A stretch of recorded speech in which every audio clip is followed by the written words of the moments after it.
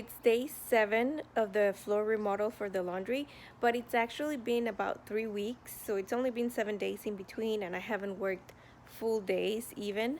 But let me go ahead and show you how I'm doing the molding and finally get this over with. I need to finish it today because I need to do it before the end of the year, and it's December 29th today, so close.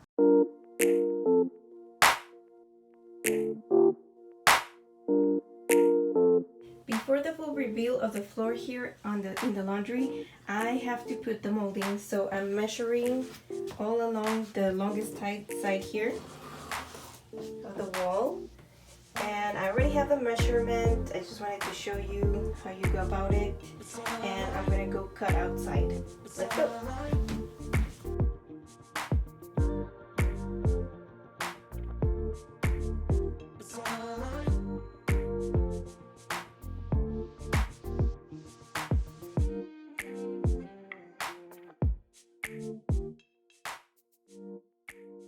And now for the moment is truth. I mitered both sides, and now it has to span the whole length of it, and then I can just do the miters on the other two sides.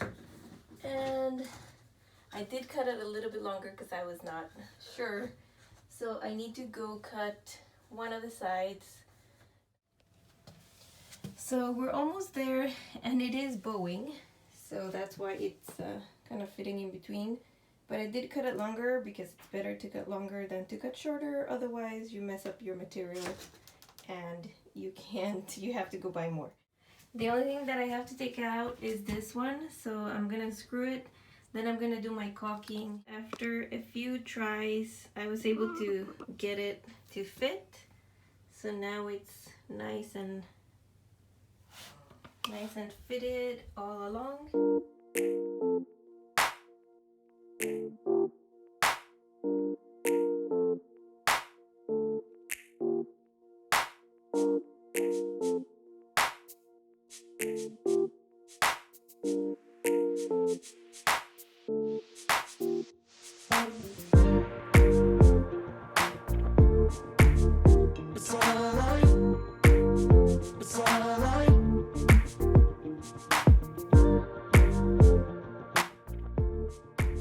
I have the piece right here.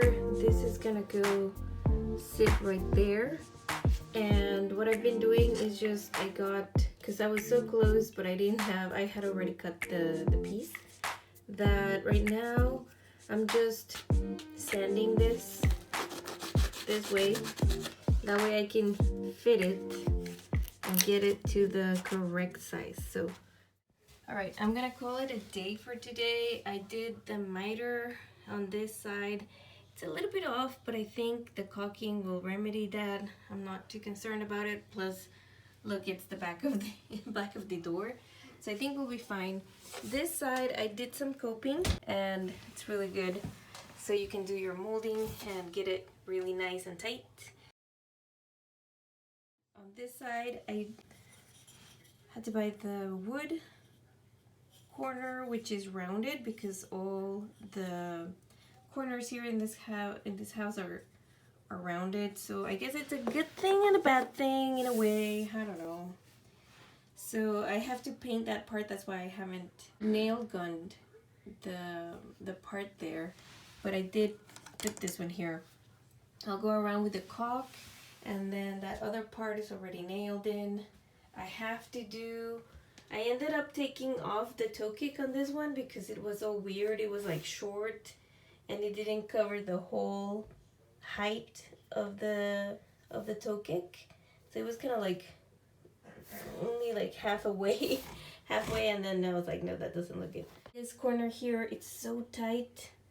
That was a hard one. I spent a lot of time there, and then I was like, okay, forget it. I'm gonna move on to the rest, finish that caulk, and then tomorrow, with a fresh head, fresh mind, I'm gonna do this one. Have to go clean up outside. It's a mess. I'm gonna show you. It's cold, and I have to clean here. That way we can park the rest of the cars and get it all done. I'll finish tomorrow.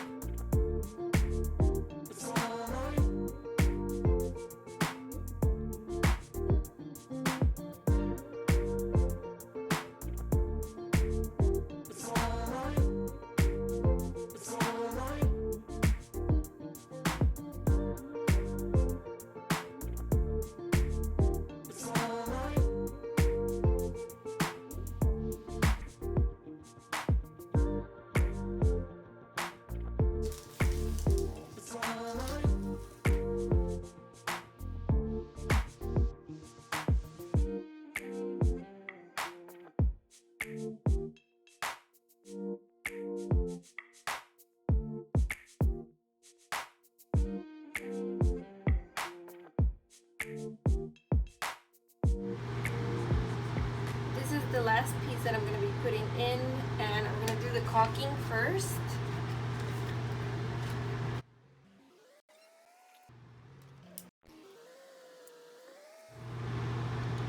Ah! What happened? Oh, this thing. This gun is very annoying because I bought it at the Home Department store at Home Depot, but it's been popping off like this. Where, do you see this? Don't buy this one. This is my recommendation. Do not buy this one. This one just pops off like this, and then you can't do the work. You have to take it off, and then you have to try to get the I don't think, did it break? No, it has the little screwing thing here, but I have to do it manually. Try to find it. Oh gosh, okay, I'll be back.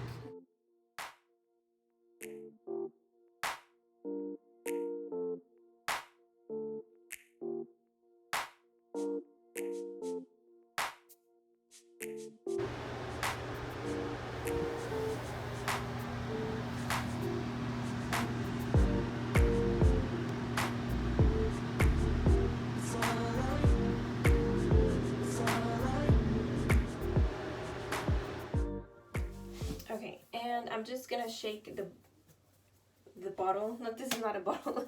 The container. I just like to shake it before I use it because it hasn't been in use for a couple of days.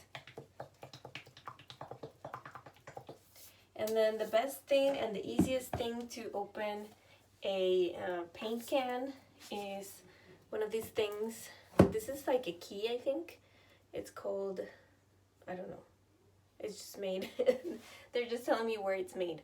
But it's got this little hook at the end of it, and then you can hold it, and then you're gonna open it. I know this is really basic, but just in case you didn't know, this is how you get it. Or you get a piece of, or you get a knife as well, and then you open it. This one was already kind of open. And then this is the color. It's a ultra pure white is what I use for all my trim, all my baseboards, everything. It's in semi-gloss, which is really good as well. So that's another tip for you guys. And we're gonna get started painting.